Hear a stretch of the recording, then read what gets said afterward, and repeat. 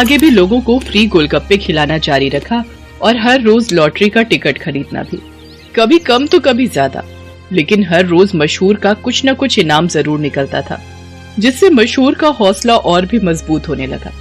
इसके साथ ही मशहूर को अब ये सब करने में बहुत खुशी भी मिल रही थी। हर रोज लोगों के मुस्कुराते चेहरे उसकी दुकान से लौटते थे। उसके गोलगप्पे न जाने कितने मायूस चेहरों की मुस्कान बन रहे थे। फिर एक दिन, अरे मशहूर भाई, ये क्या है? ये कमाल कब से हो गया?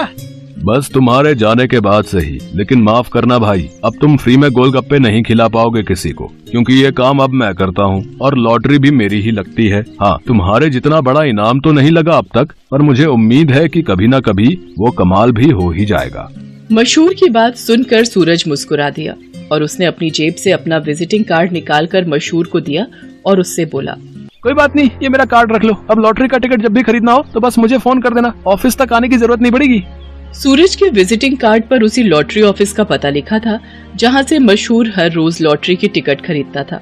असल में वो ऑफिस सूरज का ही था और उसी की वजह से हर रोज मशहूर का कोई न कोई इनाम जरूर निकल रहा था।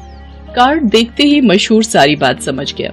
उसने सूरज के सामने हाथ जोड़ते हुए कहा, मैं ये बिल्कुल नहीं पूछूंगा कि तुमने ये सब क्यों किया, क्योंकि शायद मैं जानता हूँ। बहुत बहुत शुक्रिया भाई, मुझे ये एहसास कराने के लिए कि ज्यादा पैसे कमाने से जरूरी है दुआएं कमाना, लोगों को खुशियाँ बांटना, जो मेरे गोलगप्पे बहुत आसानी से कर सकते हैं। इसके बाद मशहूर ने कभी लॉटरी का टिकट नहीं खरीदा, बल्कि वो फिर से अपने गोलगप्पे बेचने लगा।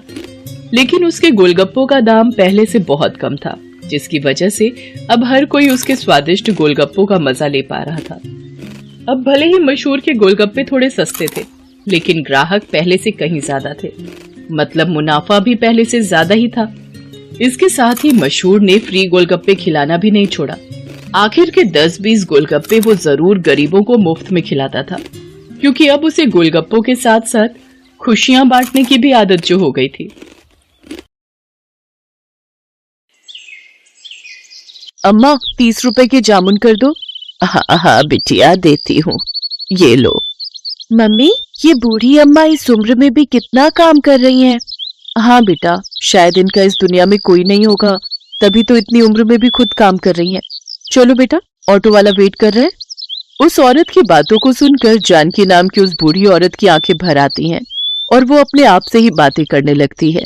हाँ, आज मैं इस दुनिया में अकेली हूँ, पर कल तक मैं अकेली नहीं थी, मेरा भी परिवार था। पर सुनो जी, पापा को गए 1 महीना हो गया, पर तुम्हारी माँ अभी तक सदमे से बाहर नहीं आई। घर के सारे काम मैं करूँ और वो आराम से बैठकर रोटियां तोड़े। मैं कोई नौकरानी नहीं हूँ, तुम इन्हें किसी वृद्धाश्रम में छोड़ाओ, मैं तंग आ गई हूँ इनसे। तुम जानती भी हो सुधा, तुम क्या बोल रही हो? ये घर माँ के नाम है, अगर माँ चली गई तो उनके साथ ये घर भी चला जाएगा, फिर रहना सड़क पर। बात करती हो, लाओ मेरा टिफिन दो, मैं लेट हो रहा हूँ। विनोद काम पर चला जाता है, तभी जानकी मंदिर से आ जाती है। पोता सूरज भी साथ था। मम्मी देखो, दादी माँ और मुझे प्रसाद में खीर मिली, आप भी खाओ ना मम्मी। मुझे नहीं खानी, और चुपचाप जल्दी से खीर खत्म कर और पढ़ने बैठ। एक संडे का दिन होता है और पूरा दिन तू घूमने फिरने में लगा देता है। और माँ जी, आपको जब मैंने बोला था आज मशीन लगाकर कपड़े धो देना, तो आपसे कपड़े तो धुले नहीं, सुबह सुबह पूजा करने मंदिर चली गई। अब मशीन लगाकर कपड़े धो लो, बड़ी मेहरबानी होगी। चिंता मत करो बहू, मैं बस मशीन लगाने ही जा रही हूँ। सुधा का यही स्वभाव था, वो अपनी सास जानकी पर अत्याचार करती थी। घर के सारे काम जानकी ही करती थी। पति के दुनिया से चले जाने के बाद जानकी पर मुसीबतों का पहाड़ टूट पड़ा। जानकी की बहू सुधा तो इसी फिराक में थी कि किस तरह से जानकी को इस घर से धक्का देकर उनके घर की मालकिन बन जाए, और उसे मौका मिल ही गया। अरे मैं मर गई, ये गर्म पानी बाल्टी में किसने रखा था? मेरा हाथ जल गया। जरूर ये काम माँ जी का है, वो तो चाहती है कि मैं मर जाऊं और उन्हें इस घर में आराम से रहने को मिले। क्या हुआ सुधा, तुम्हारा हाथ कैसे जल गया? ये सब तुम्हारी माँ के कारण हुआ है। उन्होंने ही जानबूझकर बाल्टी में गर्म पानी भर कर रखा था ताकि मैं नहाने जाऊं तो मैं जल जाऊं। अब मैं इस घर में एक पल भी नहीं रहूंगी, मैं जा रही हूँ यहाँ से। माँ, आपको शर्म आनी चाहिए, आपकी वजह से आज मेरा घर परिवार टूट रहा है। आप कहीं चली क्यों नहीं जाती हो? मेरी इसमें कोई गलती नहीं विनोद बेटा, मुझे तो बहू ने ही कहा था कि उसे गर्म पानी से नहाना है, और मैंने उसे कहा भी था कि बाल्टी में गर्म पानी मैंने रख दिया है। मुझे नहीं पता कि ये बहू ऐसा क्यों कर रही है। तुम बेकार में ही मुझ पर नाराज हो रहे हो। हाँ हाँ, मैं ही झूठी हूँ, आप ही सच्ची हो। रहो अपने बेटे के साथ। सूरज स्कूल से आ जाए तो मैं उसे लेकर चली जाऊंगी। चिंता मत करो सुधा, मैं कोई ना कोई इंतजाम कल तक कर ही लूंगा, पर माँ इस घर में नहीं रहेगी। विनोद काम पर चला जाता है और सुधा अपने कमरे में जाकर सो जाती है। कुछ देर बाद सूरज स्कूल से आता है, तब वो उठती है। मम्मी दादी कहाँ हो सब? अरे मेरा राजा बेटा आ गया, चल तू बैठ, मैं तेरे लिए अभी खाना लगाती हूँ। माँ जी खाना बन गया या नहीं? अरे ये कहाँ चली गई? मम्मी दादी कहाँ चली गई? उन्होंने मुझे बोला था आज वो मुझे पार्क में झूला झुलाने ले जाएंगी। सुधा पूरे घर में देखती है पर उसे कहीं भी जानकी नजर नहीं आती। वो विनोद को फोन मिलाती है। विनोद घर आता है। विनोद, सूरज माँ जी से मिलने के लिए रो रहा है, अब उसे कैसे समझाएं? चिंता मत करो सुधा, मैं सूरज को समझाता हूँ। सूरज बेटा रोते नहीं है, तुम्हारी दादी जी हरिद्वार गई हैं, वहां एक बहुत बड़ी पूजा होने वाली है, इसलिए उन्हें आने में थोड़ा समय लगेगा। कुछ दिनों बाद तुम्हारी दादी आ जाएंगी, ठीक है? सुधा और विनोद किसी तरह सूरज को समझा देते हैं, पर वो दोनों जानकी के बारे में कुछ भी पता करने के बारे में नहीं सोचते। जानकी सड़कों पर अकेली बेसहारा घूम रही थी। जानकी के पास जो थोड़े बहुत पैसे थे वो लेकर वो दूसरे शहर आ गई और एक झुग्गी में रहकर अपना गुजारा करने लगी। अब तो बहुत से झुग्गी वाले जानकी को जानते थे। जानकी को घर से निकले आज 10 साल हो गए। पिछले 10 सालों से जानकी अपने परिवार से दूर है, पर विनोद और सुधा ने उसे ढूंढने तक की कोशिश नहीं की। गर्मियों का सीजन आया तो जानकी ने मंडी से जामुन खरीदे और जामुन बेचने लगी। आज 80 साल की उम्र में जानकी इस दुनिया में परिवार के होते हुए भी अकेली है और आज भी खुद से कमाकर अपनी जिंदगी गुजार रही है। जानकी काकी, घर चल रही हो? मैं घर ही जा रही हूँ। शोभा बिटिया, अभी बहुत जामुन पड़े हैं, मैं सोच रही हूँ कुछ देर और बैठ जाती हूँ, थोड़े और बिक जाएंगे तो नुकसान नहीं होगा। लाला के जामुन के पैसे लौटाने हैं, घर ले गई तो जामुन खराब हो जाएंगे। और तुम्हारी नारियल पानी की बिक्री हुई कि आज थोड़ी? हाँ काकी, आज बाजार में घूम कर बेचे तब जाकर बिके। मैं तो कहती हूँ मुझे दे दिया करो बेचने के लिए, पर तुम मानती कहाँ हो काकी? नहीं बिटिया, तुझे भी तो अपने घर का ख्याल रखना है। तू भी तो कितनी मेहनत करती है ना। तेरे बापू की तबीयत ठीक नहीं रहती, माँ भी तो घरों में काम करती है। कम से कम तू मेहनत करके घर को चला लेती है, ये बहुत बड़ी बात है बिटिया। चिंता मत कर, मेरी बूढ़ी हड्डियों में बहुत ताकत है। जिंदगी के दुखों ने मेरे शरीर को मजबूत बना दिया है। तुमसे बहुत कुछ सीखने को मिलता है काकी। अच्छा मैं घर चलती हूँ, फिर तुम आराम से आ जाना। जानकी को जामुन बेचते रात हो गई। उसके पास अभी भी जामुन बचे हुए थे। तभी उसके पास एक गाड़ी आकर रुकती है। अरे यार, जामुन खाने का बहुत मन हो रहा है, चल ना उन अम्मा से जामुन लेते हैं। एक काम कर, तू जल्दी से जाकर ले आ, मैं गाड़ी साइड लगाता हूँ। अम्मा 50 रुपए के जामुन कर दो। अभी करती हूँ बेटा। अम्मा मेरे पास 500 का नोट है, आपके पास खुले होंगे? नहीं बेटा, मेरे पास खुले तो नहीं है। सूरज, सूरज, तेरे पास 50 रुपए है क्या? जरा पकड़ा दे है तो। सूरज? जानकी सूरज नाम सुनकर थोड़ी घबरा जाती है। अचानक वो लड़का गाड़ी से बाहर निकलता है और जानकी को देखकर चौंक जाता है। दादी माँ, और यहाँ? सूरज तब छोटा था। 10 साल का बच्चा सूरज आज 20 साल का हो चुका था। सूरज अपनी दादी को पहचान गया और वो दादी दादी कहकर अपनी दादी के गले लगकर फूट फूट कर रो पड़ा। सूरज कॉलेज में पढ़ रहा था तो वो इसी शहर में रहता था। सूरज को जानकी से सारी बात पता चलती है और वो भी अपने पोते से लिपट कर खूब रोती है। इसके बाद जानकी सबसे विदा लेकर अपने पोते सूरज के साथ अपने शहर अपने घर पहुंचती है। जानकी को सूरज के साथ देखकर विनोद और सुधा हैरान रह जाते हैं, पर सूरज गुस्से में था। मम्मी पापा, आखिरी बार आप लोगों से मिलने और अपना सारा सामान लेने आया हूँ। आज के बाद मैं आप लोगों को अपनी शक्ल कभी नहीं दिखाऊंगा। मैं दादी के साथ रहूंगा। आपने मुझसे झूठ बोला कि दादी माँ हरिद्वार गई हैं, पर आज 10 साल बाद दादी की हालत देखकर सचमुच मुझे आपको अपने माता पिता कहते हुए भी शर्म आ रही है। मैं हमेशा दादी माँ के बारे में आपसे पूछता था, पर आप हमेशा टाल देते थे। कहीं ऐसा ना हो जैसा आपने दादी माँ के साथ किया है ना, कल आपके साथ ऐसा हो जाए। पर नहीं, आपके साथ ऐसा कुछ नहीं होगा, क्योंकि मैं तो आप दोनों के साथ अपने सारे रिश्ते तोड़कर दादी माँ के साथ जा रहा हूँ। नहीं सूरज बेटा, ऐसा मत कर, हम तेरे बिना जी नहीं पाएंगे। हमें माफ कर दो सूरज बेटा, ऐसा मत करो, तुम हमारे बुढ़ापे का सहारा हो। अच्छा, तो दादी माँ के बुढ़ापे का सहारा भी तो आप ही थे ना, तब आपने क्यों नहीं सोचा मैं आप दोनों की नहीं सुनूंगा, मैं दादी माँ के साथ जा रहा हूँ। सूरज जानकी के साथ वापस जाने लगता है। तभी सुधा और विनोद रोते बिलखते जानकी के पैरों में गिर जाते हैं। माँ जी मुझे माफ कर दो, मुझसे गलती हो गई माँ जी। माँ सूरज को समझाओ ना माँ। जानकी वहीं रखी एक कुर्सी पर बैठ जाती है। नहीं सूरज बेटा, अब मुझे किसी डॉक्टर की जरूरत नहीं। मैं अपने पोता और बेटा बहू से मिल ली। अब जीने की इच्छा नहीं सूरज बेटा। अपने माता पिता को माफ कर देना, अपने माता पिता की खूब सेवा करना। माता पिता का आशीर्वाद भगवान का आशीर्वाद होता है। हमेशा खुश रहना बच्चों। इतना कहते ही जानकी की गर्दन एक ओर लुढ़क गई। ऐसा लग रहा था मानो वो अपने बेटा बहू और पोते से मिलने के लिए ही अब तक इस दुनिया में जिंदा थी। विनोद और सुधा की आंखों में शर्मिंदगी के आंसू थे। सूरज अपनी दादी से लिपटकर बहुत रोता है। आज उसकी दादी गरीबी में जिंदगी के दुखों को झेलते हुए इस दुनिया से जा चुकी थी।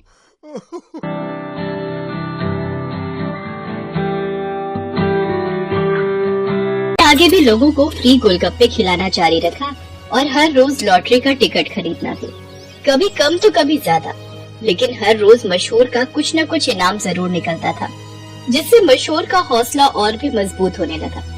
इसके साथ ही मशहूर को अब ये सब करने में बहुत खुशी भी मिल रही थी।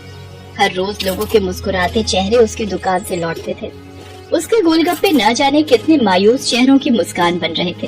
फिर एक दिन, अरे मशहूर भाई, ये क्या है? ये कमाल कब से हो गया? बस तुम्हारे जाने के बाद से ही। लेकिन माफ करना भाई, अब तुम फ्री में गोलगप्पे नहीं खिला पाओगे किसी को, क्योंकि ये काम अब मैं करता हूँ और लॉटरी भी मेरी ही लगती है। हाँ, तुम्हारे जितना बड़ा इनाम तो नहीं लगा अब तक, पर मुझे उम्मीद है कि कभी न कभी वो कमाल भी हो ही जाएगा। मशहूर की बात सुनकर सूरज मुस्कुरा दिया और उसने अपनी जेब से अपना विजिटिंग कार्ड निकालकर मशहूर को दिया और उससे बोला, कोई बात नहीं, ये मेरा कार्ड रख लो। अब लॉटरी का टिकट जब भी खरीदना हो तो बस मुझे फोन कर देना, ऑफिस तक आने की जरूरत नहीं पड़ेगी। सूरज के विजिटिंग कार्ड पर उसी लॉटरी ऑफिस का पता लिखा था जहां से मशहूर हर रोज लॉटरी की टिकट खरीदता था। असल में वो ऑफिस सूरज का ही था और उसी की वजह से हर रोज मशहूर का कोई न कोई इनाम जरूर निकल रहा था। कार्ड देखते ही मशहूर सारी बात समझ गया। उसने सूरज के सामने हाथ जोड़ते हुए कहा, मैं ये बिल्कुल नहीं पूछूंगा कि तुमने ये सब क्यों किया, क्योंकि शायद मैं जानता हूँ। बहुत बहुत शुक्रिया भाई, मुझे ये एहसास कराने के लिए कि ज्यादा पैसे कमाने से जरूरी है दुआएं कमाना, लोगों को खुशियाँ बांटना, जो मेरे गोलगप्पे बहुत आसानी से कर सकते हैं। इसके बाद मशहूर ने कभी लॉटरी का टिकट नहीं खरीदा, बल्कि वो फिर से अपने गोलगप्पे बेचने लगा। लेकिन उसके गोलगप्पों का दाम पहले से बहुत कम था, जिसकी वजह से अब हर कोई उसके स्वादिष्ट गोलगप्पों का मजा ले पा रहा था। अब भले ही मशहूर के गोलगप्पे थोड़े सस्ते थे, लेकिन ग्राहक पहले से कहीं ज्यादा थे। मतलब मुनाफा भी पहले से ज्यादा ही था। इसके साथ ही मशहूर ने फ्री गोलगप्पे खिलाना भी नहीं छोड़ा। आखिर के 10-20 गोलगप्पे वो जरूर गरीबों को मुफ्त में खिलाता था, क्योंकि अब उसे गोलगप्पों के साथ साथ खुशियाँ बांटने की भी आदत जो हो गई थी। अम्मा 30 रुपए की जामुन कर दो। हाँ हाँ बिटिया देती हूँ, ये लो।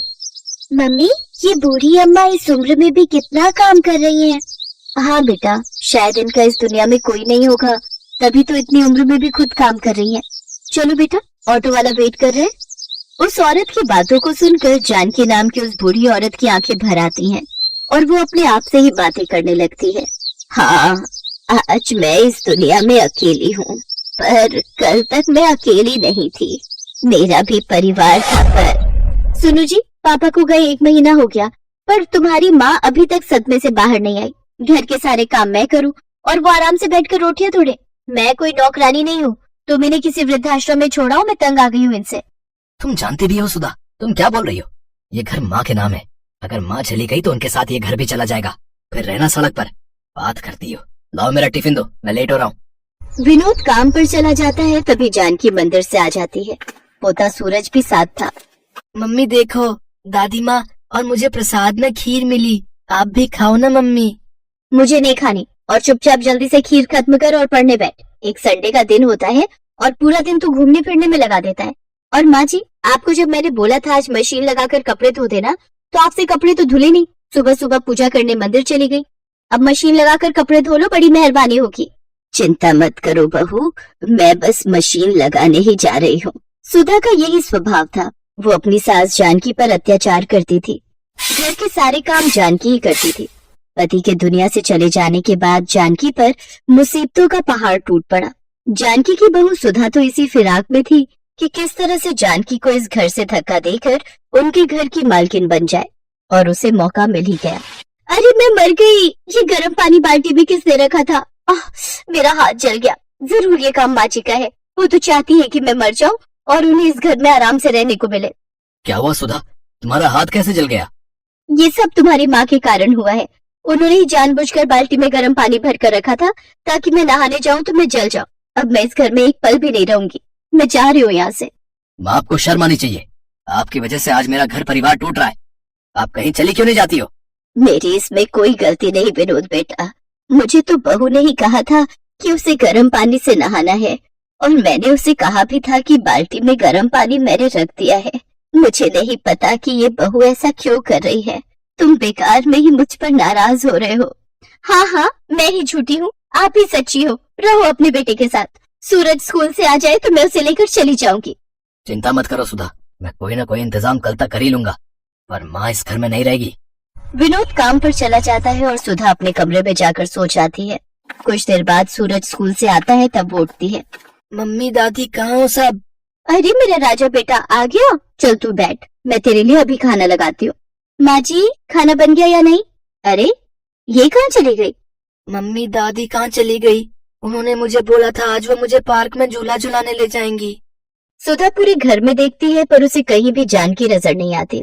वो विनोद को फोन मिलाती है। विनोद घर आता है। विनोद, सूरज माँ जी से मिलने के लिए रो रहा है, अब उसे कैसे समझाए? चिंता मत करो सुधा, मैं सूरज को समझाता हूँ। सूरज बेटा रोते नहीं है। तुम्हारी दादी जी हरिद्वार गई हैं, वहाँ एक बहुत बड़ी पूजा होने वाली है, इसलिए उन्हें आने में थोड़ा समय लगेगा। कुछ दिनों बाद तुम्हारी दादी आ जाएंगी, ठीक है? सुधा और विनोद किसी तरह सूरज को समझा देते हैं, पर वो दोनों जानकी के बारे में कुछ भी पता करने के बारे में नहीं सोचते। जानकी सड़कों पर अकेली बेसहारा घूम रही थी। जानकी के पास जो थोड़े बहुत पैसे थे वो लेकर वो दूसरे शहर आ गई और एक झुग्गी में रहकर अपना गुजारा करने लगी। अब तो बहुत से झुग्गी वाले जानकी को जानते थे। जानकी को घर से निकले आज 10 साल हो गए।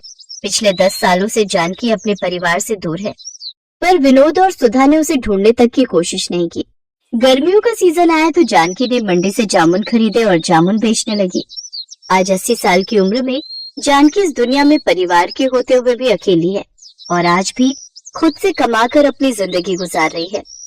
जानकी काकी, घर चल रही हो? मैं घर ही जा रही हूँ। शोभा बेटिया, अभी बहुत जामुन पड़े हैं, मैं सोच रही हूँ कुछ देर और बैठ जाती हूँ, थोड़े और बिक जाएंगे तो नुकसान नहीं होगा। लाला के जामुन के पैसे लौटाने हैं, घर ले गई तो जामुन खराब हो जाएंगे। और तुम्हारी नारियल पानी की बिक्री हुई कि आज थोड़ी? हाँ काकी, आज बाजार में घूम कर बेचे तब जाकर बिके। मैं तो कहती हूँ मुझे दे दिया करो बेचने के लिए, पर तुम मानती कहाँ हो काकी? नहीं बेटिया, तुझे भी तो अपने घर का ख्याल रखना है। तू भी तो कितनी मेहनत करती है ना। तेरे बापू की तबीयत ठीक नहीं रहती, माँ भी तो घरों में काम करती है, कम से कम तू मेहनत करके घर को चला लेती है। ये बहुत बड़ी बात है बिटिया, चिंता मत कर। मेरी बूढ़ी हड्डियों में बहुत ताकत है। जिंदगी के दुखों ने मेरे शरीर को मजबूत बना दिया है। तुमसे बहुत कुछ सीखने को मिलता है काकी। अच्छा मैं घर चलती हूँ, फिर तुम आराम से आ जाना। जानकी को जामुन बेचते रात हो गई। उसके पास अभी भी जामुन बचे हुए थे। तभी उसके पास एक गाड़ी आकर रुकती है। अरे यार, जामुन खाने का बहुत मन हो रहा है, चल ना उन अम्मा से जामुन लेते हैं। एक काम कर, तू जल्दी से जाकर ले आ, मैं गाड़ी साइड लगाता हूँ। अम्मा 50 रुपए के जामुन कर दो। अभी करती हूँ बेटा। अम्मा मेरे पास 500 का नोट है, आपके पास खुले होंगे? नहीं बेटा, मेरे पास खुले तो नहीं है। सूरज, सूरज, तेरे पास 50 रुपए है क्या? जरा पकड़ा दे है तो। सूरज? जानकी सूरज नाम सुनकर थोड़ी घबरा जाती है। अचानक वो लड़का गाड़ी से बाहर निकलता है और जानकी को देखकर चौंक जाता है। दादी माँ, और यहाँ? सूरज तब छोटा था। 10 साल का बच्चा सूरज आज 20 साल का हो चुका था। सूरज अपनी दादी को पहचान गया और वो दादी दादी कहकर अपनी दादी के गले लगकर फूट फूट कर रो पड़ा। सूरज कॉलेज में पढ़ रहा था तो वो इसी शहर में रहता था। सूरज को जानकी से सारी बात पता चलती है और वो भी अपने पोते से लिपट कर खूब रोती है। इसके बाद जानकी सबसे विदा लेकर अपने पोते सूरज के साथ अपने शहर अपने घर पहुंचती है। जानकी को सूरज के साथ देखकर विनोद और सुधा हैरान रह जाते हैं। पर सूरज गुस्से में था। मम्मी पापा, आखिरी बार आप लोगों से मिलने और अपना सारा सामान लेने आया हूँ। आज के बाद मैं आप लोगों को अपनी शक्ल कभी नहीं दिखाऊंगा। मैं दादी के साथ रहूंगा। आपने मुझसे झूठ बोला कि दादी माँ हरिद्वार गई हैं, पर आज 10 साल बाद दादी की हालत देखकर सचमुच मुझे आपको अपने माता पिता कहते हुए भी शर्म आ रही है। मैं हमेशा दादी माँ के बारे में आपसे पूछता था, पर आप हमेशा टाल देते थे। कहीं ऐसा ना हो जैसा आपने दादी माँ के साथ किया है ना, कल आपके साथ ऐसा हो जाए। पर नहीं, आपके साथ ऐसा कुछ नहीं होगा, क्योंकि मैं तो आप दोनों के साथ अपने सारे रिश्ते तोड़कर दादी माँ के साथ जा रहा हूँ। नहीं सूरज बेटा, ऐसा मत कर, हम तेरे बिना जी नहीं पाएंगे। हमें माफ कर दो सूरज बेटा, ऐसा मत करो। तुम हमारे बुढ़ापे का सहारा हो। अच्छा, तो दादी माँ के बुढ़ापे का सहारा भी तो आप ही थे ना? तब आपने क्यों नहीं सोचा मैं आप दोनों की नहीं सुनूंगा, मैं दादी माँ के साथ जा रहा हूँ।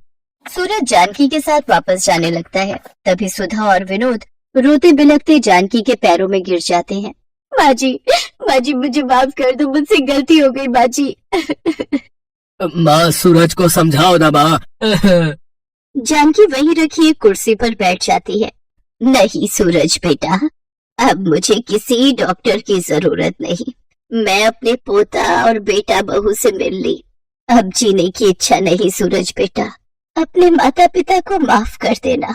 अपने माता पिता की खूब सेवा करना। माता पिता का आशीर्वाद भगवान का आशीर्वाद होता है। हमेशा खुश रहना बच्चों। इतना कहते ही जानकी की गर्दन एक और लुढ़क गई। ऐसा लग रहा था मानो वो अपने बेटा बहू और पोते से मिलने के लिए ही अब तक इस दुनिया में जिंदा थी। विनोद और सुधा की आंखों में शर्मिंदगी के आंसू थे।